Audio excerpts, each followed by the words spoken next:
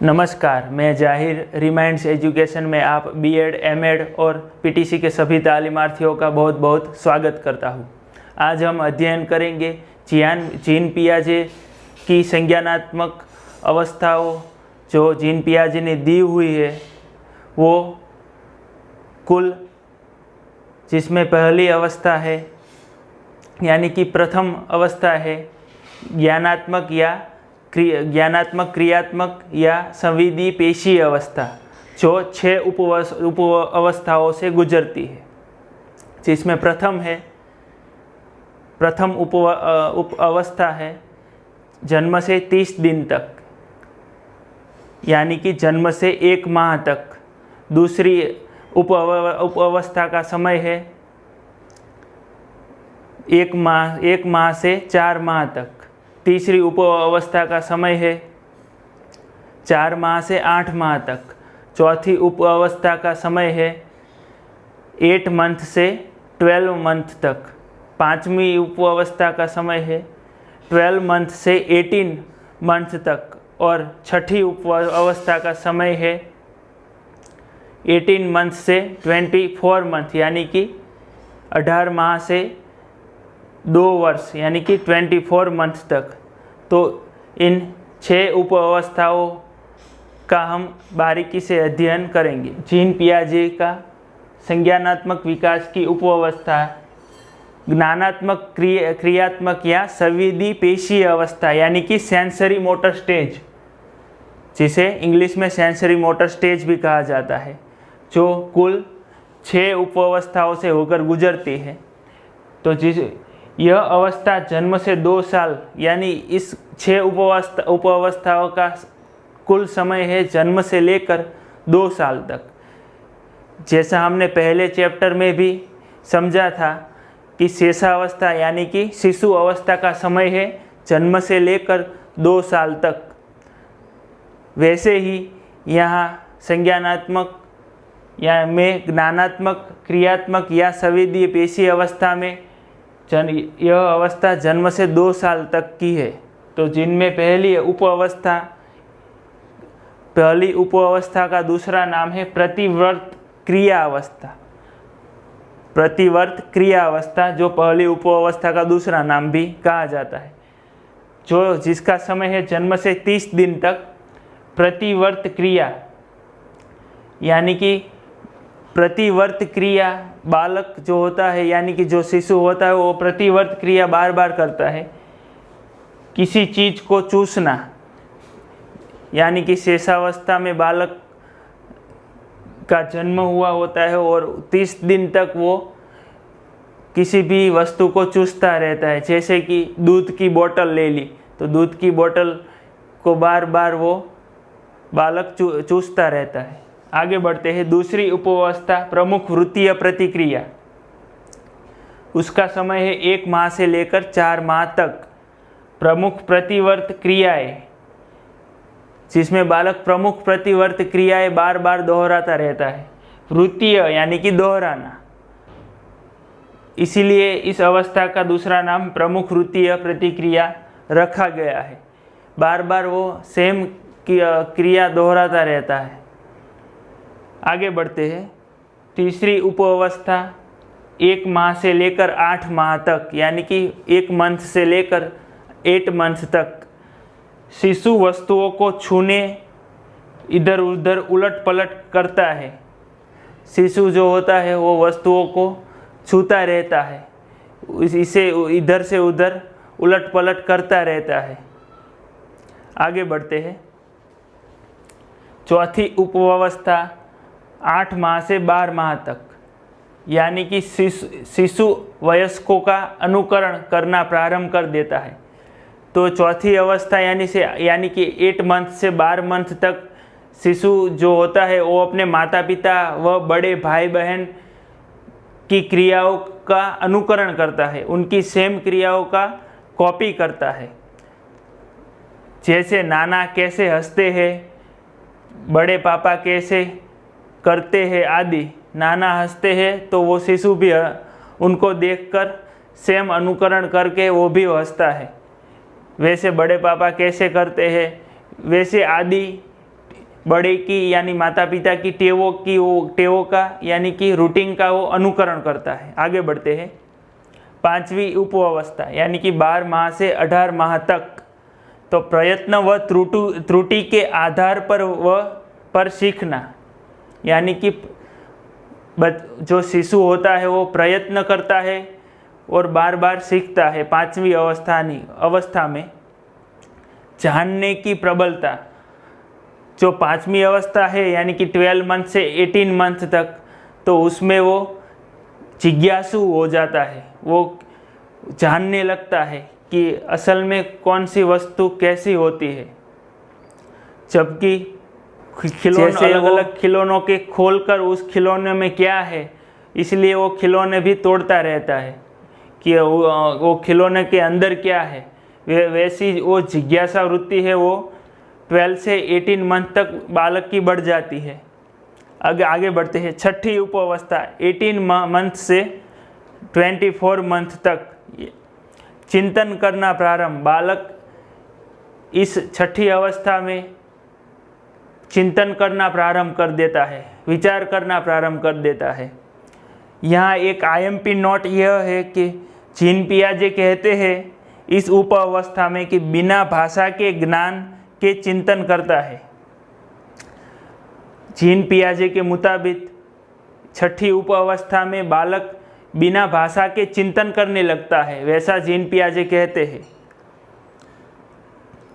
तथा बिना भाषा के ज्ञान के चिंतन करता है और वस्तु स्थायित्व का गुण यानी कि वो वस्तु स्थायित्व का गुण भी समझ लेता है। कैसे? जैसे कि अब उसके सामने एक खिलौना उसके माता पिता रखते हैं और 5 मिनट में वो खिलौना उसके सामने से हटा के कहीं छुपा देते हैं, तो बालक क्या करेगा? बालक को पता है कि वस्तु का अस्तित्व अभी है मगर वो कहीं छुपाई गई है, तो वो जिद करने लगेगा कि मुझे वो खिलौना वापस दे दो।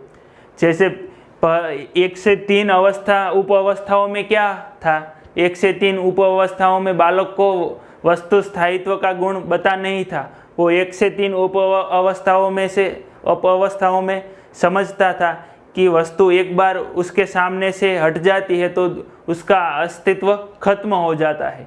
मगर 6ठी उपअवस्था में एक परिपक्वता बालक में आ जाती है। उसके सामने कोई खिलौना आपने 5 मिनट रखा और बाद में कहीं छुपा दिया, तो फिर बालक वो खिलौना मांगने की और वो खिलौना वापस करने की जिद करने लगेगा। तो यहाँ वस्तु स्थायित्व का गुण यानी कि खिलौने हटाने पर वह उसके पाने की जिद करता है।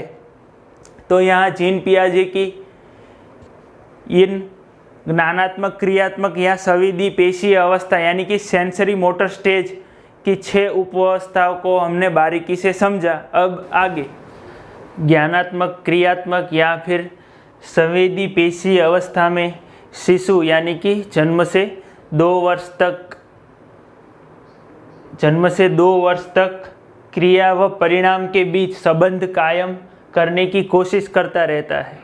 शिशु क्रिया और परिणाम दोनों के बीच संबंध कायम करने की कोशिश करता है। तो क्रिया में तो सबसे पहले बालक एक खिलौना उठाएगा और उसे बार बार ज़मीन में पटकेगा और जिससे उस खिलौने की पटकने की आवाज़ वो सुनेगा। तो क्रिया उसमें खिलौनों से पटकना, और परिणाम क्या मिला? वो खिलौनों को पटकने की जो आवाज़ है वो परिणाम हुआ। यानी कि क्रिया व परिणाम के बीच संबंध कायम करने की कोशिश, उसे जानना चाहता है कि यानी कि शिशु जानना चाहता है कि खिलौनों को ज़मीन पर पटक कर उसकी आवाज़ सुनना, यानी खिलौनों को ज़मीन पर उसने पटका, वो उसकी क्रिया हुई, और वो पटकने की जो आवाज़ वो उसको यानी कि शिशु को सुनाई दी, वो परिणाम हुआ। तो फिर यहाँ क्रिया व परिणाम के बीच संबंध कायम करने की शिशु कोशिश करता रहता है।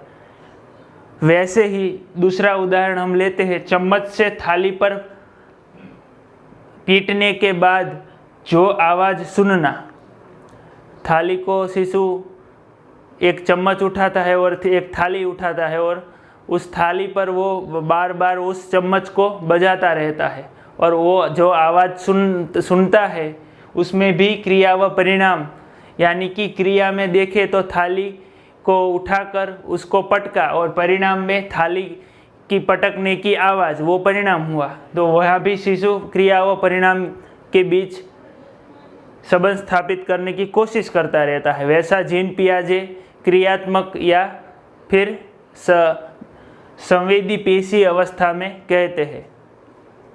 तो आगे ऐसा वो क्रिया व परिणाम के बीच संबंध देखते, एक यानी कि देखने के लिए करते हैं।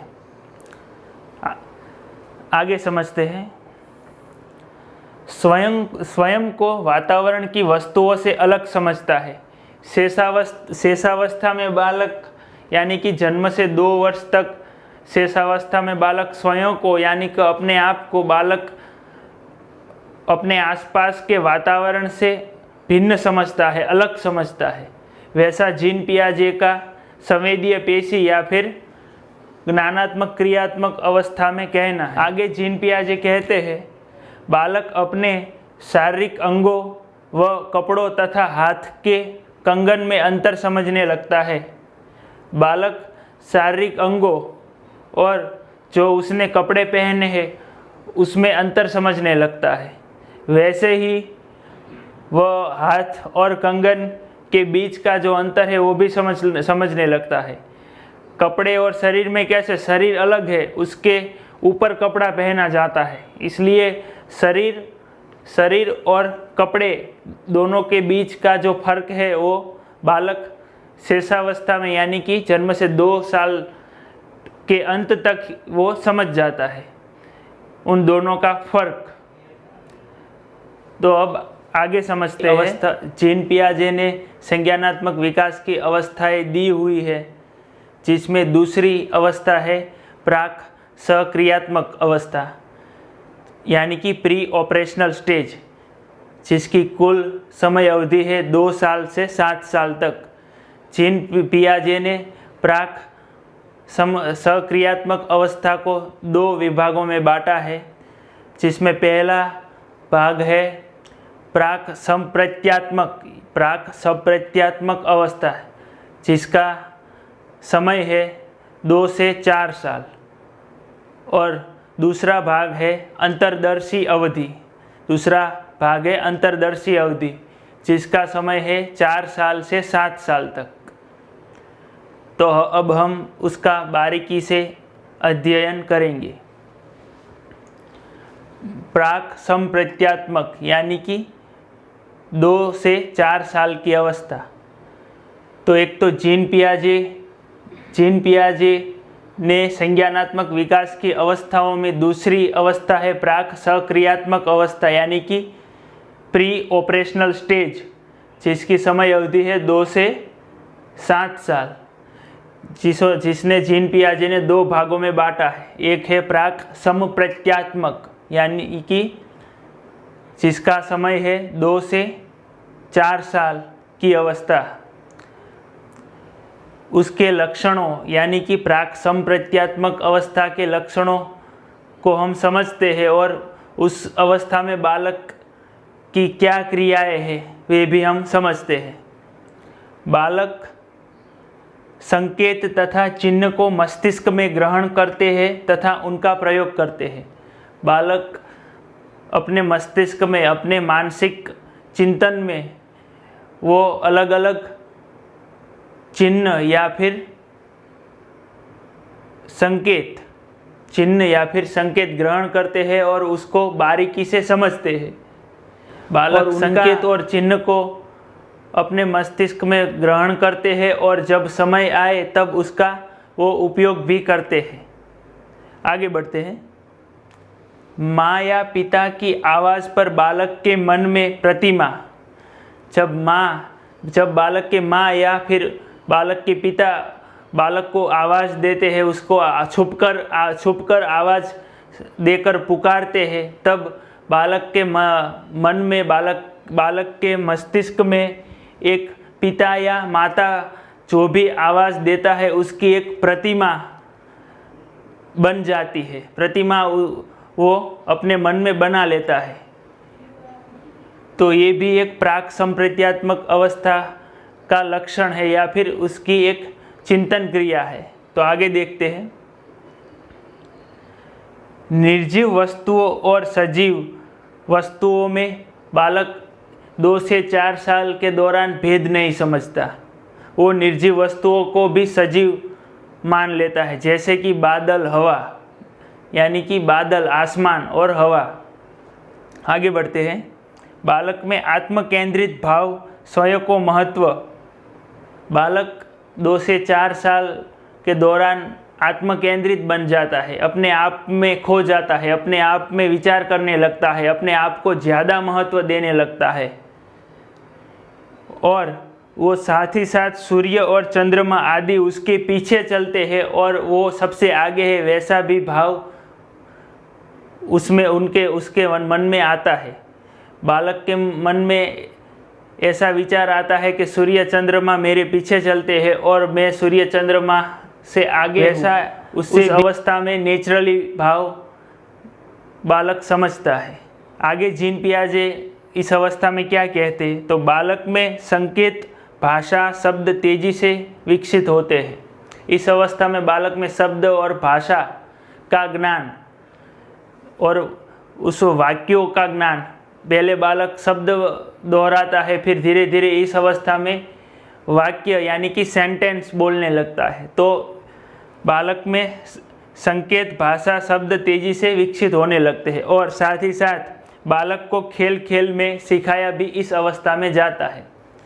बालक जैसे मैथ्स जैसे विषय में संगीत कुर्सी यानी कि संगीत कुर्सी जैसी में घटाव यानी कि माइनस यानी कि बाद बाकी का ज्ञान दिया जाता है। तो ऐसे कई सारे खेल खेल में बालक में इस अवस्था में ज्ञान उपलब्ध किया जाता है, क्योंकि ये नर्सरी स्टेज है।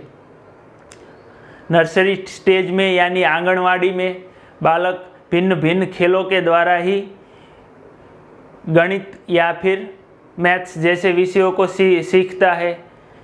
सोशल साइंस विषय हो या फिर चित्र आदि से भाषा के विषयों को भी सीखता है। जैसे ABCD में A for apple, B for boy, C for cat जैसे उसके सामने चित्र प्रदर्शित किए जाते हैं और वो बारीकी से उस चित्रों के दौरान अपने शब्दों को, अपने वोकैबुलरी को डेवलप करता है। तो आगे बढ़ते हैं, आगे समझते हैं। तो दूसरी अवधि है अंतर्दर्शी अवधि, जिसका समय है 4 साल से 7 साल तक। तो 4 साल से 7 साल तक क्या लक्षण है, उस अवधि में बालक क्या क्या क्रियाएं करता है, वो अब हम समझते हैं। बालक पहले अधिक तर्क करता है। बालक इस अवधि यानी कि प्राक प्रत्यात्मक अवधि से अवधि के मुकाबले सबसे ज़्यादा तर्क करने लगता है। प्राक संप्रत्यात्मक अवधि में वो कम तर्क करता था, मगर यहाँ अंतर्दर्शी अवधि यानी कि 4 से 7 साल के दौरान बालक ज़्यादा से ज़्यादा तर्क करने लगता है। साथ ही साथ बालक छोटे जोड़, घटाव, गुणा, भाग करता है। यानी कि गाणितिक विषयों में, गणित जैसे मैथ्स जैसे विषयों में बालक जोड़, घटाव, गुणा, भाग जैसे गणित के पहलुओं को भी अच्छे से समझने लगता है। बालक संख्या का प्रयोग करने लगता है। भारत संबंधी सवालों का हल करना सीख लेता है। पलटावे गुण विकसित नहीं होता। ये IMP नोट है, सभी तालीमार्थी B.Ed M.Ed के सुन ले, ये IMP नोट है अंतर्देशीय अवधि का। पलटावे गुण विकसित नहीं होता। इनका कहने जीन पियाजे का कहने का मतलब है पलटावे गुण इस अवस्था में विकसित नहीं होता। पलटावे गुण जैसे कि एक उदाहरण लेते हैं, अगर इस अवस्था में 4 से 7 साल के बच्चे को यह पूछा जाए कि भारत की राजधानी कौन सी है या फिर भारत की राजधानी का नाम बताओ, तो वो दिल्ली कहेगा कि भारत की राजधानी दिल्ली है। मगर उसी बच्चे को यह पूछा जाए इसी अवस्था में कि दिल्ली किस देश की राजधानी है या फिर दिल्ली किसकी राजधानी है, तो फिर वो उसका जवाब नहीं दे पाएगा कि दिल्ली भारत की राजधानी है, ऐसा जवाब वो नहीं दे पाएगा। वैसे ही मैथ्स जैसे विषयों में बालक को 3 गुना 3 बराबर 9 का जवाब आता है। बालक को यह पूछा जाए 3 गुना 3 कितना हो, तो वो बता देगा इक्वल टू 9 होगा। मगर बालक को यह पूछा जाए पलटावी गुण में कि 9 भागा 3 इक्वल टू कितना होगा, तो वो नहीं बता सकेगा कि 9 भागा 3 बराबर 3 होगा। तो ये होता है पलटावी गुण विकसित नहीं होता। तो यहाँ जीन पियाजे के मुताबिक पलटावी गुण 4 से 7 साल के दौरान बालक में विकसित नहीं होता। अंतर्दर्शी चिंतन में कोई क्रमबद्ध तर्क नहीं होता है, यानी कि अंतर्दर्शी अवधि यानी कि 4 से 7 साल के दौरान बालक में क्रमबद्ध तर्क एक तरीके से विकसित नहीं होता। तो अब हमने इस अवस्था को बारीकी से समझा है, अब अगली अवस्था को समझेंगे। जीन पियाजे ने संज्ञानात्मक विकास की अवस्थाओं में आगे तीसरी अवस्था दी हुई है मूर्त प्रचलनात्मक अवस्था, या फिर उसका दूसरा नाम है मूर्त सक्रियात्मक अवस्था, और उसी अवस्था का तीसरा नाम है ठोस सक्रियात्मक अवस्था। एक ही अवस्था के ये 3 नाम जीन पियाजे ने दिए हुए हैं। तो मूर्त सक्रियात्मक अवस्था या फिर ठोस सक्रियात्मक अवस्था की समय अवधि है 7 साल से 12 साल तक, यानी कि हमने चैप्टर 1 में समझा था कि 7 साल से 12 साल की जो अवधि होती है उसे लेटर चाइल्डहुड यानी कि उत्तर बाल्यावस्था कहते हैं। तो उत्तर बाल्यावस्था का समय 7 साल से 12 साल तक होता है।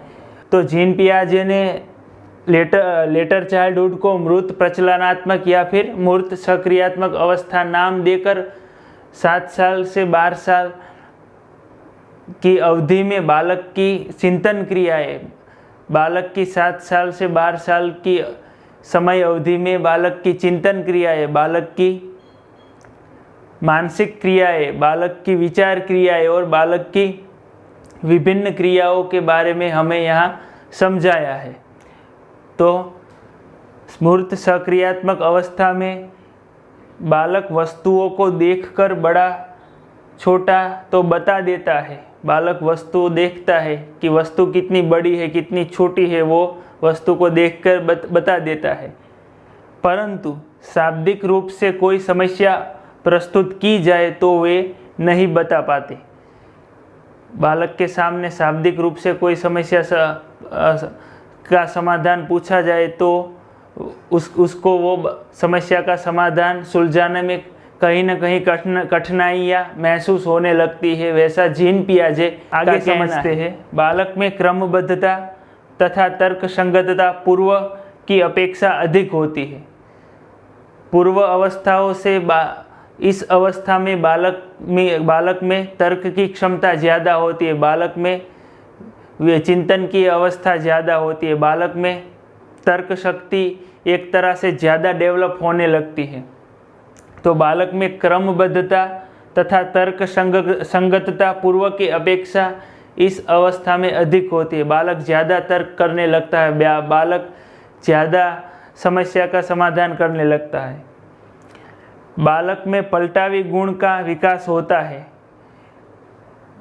3 गुना 3 बराबर या 9 होता है, वो भी बालक यहाँ बता देता है। तो साथ ही साथ पलटावी प्रश्न जैसे कि 9 भागा 3 बराबर 3 बालक उसका भी सही उत्तर देता है। और साथ ही साथ बालक को यह पूछा जाए कि दिल्ली किस देश की राजधानी है, तो वो बता देगा कि दिल्ली भारत देश की राजधानी है। अवस्था में बालक में पलटावी गुण नहीं था, मगर इस अवस्था में बालक में पलटावी गुण है, जो वो बता देता है 9 भागा 3 इक्वल टू 3 ही होता है।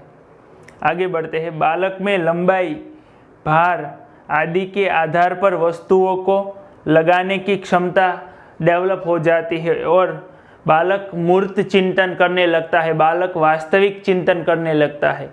धीरे धीरे बालक में आत्म केंद्रित चिंतन की प्रवृत्ति कम होने लगती है। बालक में जब जब उम्र बढ़ती जाती है तब बालक में आत्म केंद्रित चिंतन कम होने लगती है और वास्तविक मूर्त चिंतन ज़्यादा होने लगता है। तो यहाँ मूर्त चिंतन ज़्यादा होगा, बल्कि आत्मचिंतन की कहीं ना कहीं कमी दिखाई देगी या फिर वो कम होने लगता है। आगे बढ़ते हैं। औपचारिक सक्रियात्मक अवस्था यानी कि स्टेज ऑफ फॉर्मल ऑपरेशन। औपचारिक प्रचलनात्मक अवस्था जिसकी समय अवधि है 12 साल से 15 साल तक, यानी कि 12 ईयर्स से लेके 15 ईयर्स तक, 12 ईयर्स से लेके 15 ईयर्स तक जो बालक की अवस्था होती है उसमें वो चिंतन कर समस्या का समाधान कर लेता है। एक तरह से ये देखा जाए 12 साल की जो अवधि है, तो 12 साल के दौरान बालक किशोरावस्था में प्रवेश करता है। वो हमने चैप्टर 1 में समझा था। तो किशोरावस्था में यहाँ जीन पियाजे ने औपचारिक सक्रियात्मक अवस्था का नाम दिया हुआ है और उसी अवस्था में बालक की उम्र भी बढ़ जाती है। जैसे बाल्यावस्था से यहाँ बालक की उम्र भी बढ़ जाती है। बाल्यावस्था में तो अर्ली चाइल्डहुड में देखे तो 2 से 6 साल थे, लेटर चाइल्डहुड में देखे तो 6 से 12 साल थे, मगर 12 साल से 15 साल तक की इस अवस्था में चिंतन कर समस्या का समाधान बालक सुलझा लेता है। किसी भी समस्या का समाधान बालक अपने चिंतन से, अपने विचारों से सुलझा लेता है। शिक्षा के स्तर का प्रभाव। बालक में शिक्षा यानी कि वो जो पढ़ाई करता है, स्कूल जाता है, स्कूल में जो सीखता है, लर्निंग करता है, अधिगम करता है, पढ़ाई करता है, उसका स्तर का प्रभाव कहीं ना कहीं उसके चिंतन में यानी बालक के चिंतन में दिखाई देता है।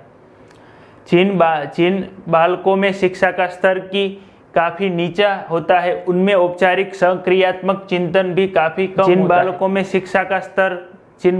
शिक्षा का स्तर कम होता है उन बालकों में औपचारिक सक्रियात्मक चिंतन की क्षमता भी कम होती है।